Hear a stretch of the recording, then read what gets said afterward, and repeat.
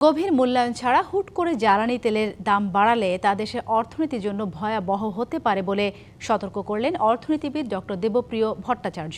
সকালে রাজধানীর ধানমন্ডিতে নাগরিক প্ল্যাটফর্ম আয়োজিত প্রাক বাজেট আলোচনায় জ্বালানি ব্যবস্থাপনা ও দাম নির্ধারণে সরকারকে কৌশলী হওয়ার পরামর্শ দেন তিনি। এ সময় সরকারি কর্মকর্তা কর্মচারীদের পে স্কেল নিয়ে অন্তর্বর্তী সরকারের রিপোর্টে আস্থা রাখা উচিত নয় বলেও মন্তব্য করেন ডক্টর দেবপ্রিয়। মধ্যপ্রাচ্যের যুদ্ধাবস্থায় নাকাল দেশের জ্বালানি বাজার। আদতে সংকট তীব্র না হলেও মজুতদারদের কারসাজিতে পরিস্থিতি অনেকটাই জটিল হয়েছে। এমন অবস্থায় অর্থনীতিবিদ ডক্টর দেবপ্রিয় সরকারকে সতর্ক করলেন হুট করে জ্বালানির দাম নিয়ে কোনো সিদ্ধান্ত না নেয়ার। 10,000 মেগাওয়াট ক্যাপাসিটি কিন্তু এখনো অব্যবহৃত রয়ে গেছে। সেহেতু আপনি আগামী দিনে টাকাটা কোথায় খরচ করবেন? আপনি কি নতুন ক্যাপাসিটি তৈরিতে খরচ করবেন, নাকি ওইটার ফুয়েল আপনি আরো বেশি গ্যাস উত্তোলন করে যেগুলো বন্ধ হয়ে আছে সেগুলোকে দিবেন? সেহেতু এখানে শুধু টাকার ব্যবহার না, টাকা কোন খাতে আমি দেই সেটাও একটা বিষয় আর কি। নতুন সরকারের প্রথম বাজেট শীর্ষক এ আলোচনায় সরকারের গতানুগতিক বাজেটের সমালোচনা করে উত্তরণের কৌশল তুলে ধরেন তিনি। আমরা মনে করি 5%-এর আশেপাশে যদি গ্রোথ রেট ওনারা প্রজেক্ট করেন তাহলে যথেষ্ট। এটাকে 6-7 ইত্যাদি করার দরকার নাই।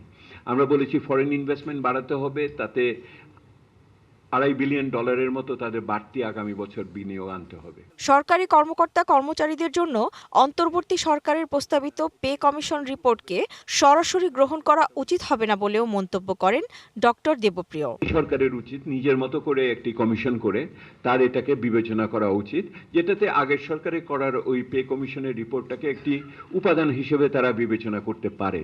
তো প্রশ্নহীনভাবে এটাকে বিবেচনা করার সুযোগ ওনাদের নাই। অন্তর্বর্তী সরকারের সমালোচনা করে অভিযোগ করেন তাদের করা তড়িঘড়ি চুক্তির কারণেই এখন রাশিয়া থেকে সরাসরি জ্বালানি কিনতে পারছে না। আজকে যখন আমার নগদ নিয়ে এলো হার না মানা হার অফার। সর্বনিম্ন 10,000 টাকা রেমিটেন্স নগদে পাঠালে থাকছে স্বর্ণের হার জেতার সুযোগ। এই তেলের দামে এই ধাক্কাটা আসতেছে, তখন ওই দায় দেনা পরিস্থিতির কারণে আমার যতখানি আমি বিদেশ থেকে ধার করে এনে এমনকি এই যে এডিবি বা অন্যান্য দেশের থেকে ঋণ নিয়ে করতে পারতাম, সেই জায়গার সক্ষমতাটাও কিন্তু আমার সংকুচিত হয়ে গেছে। অর্থনীতির দুষ্টচক্র থেকে বের হতে সরকারকে ভর্তুকি কমিয়ে আয় বাড়ানোর কৌশল নেয়ারও তাগিদ দেন ডক্টর দেবপ্রিয়। বৈষম্য কমানো গেছে। Humayra Faruqui, DBC news, Dhaka.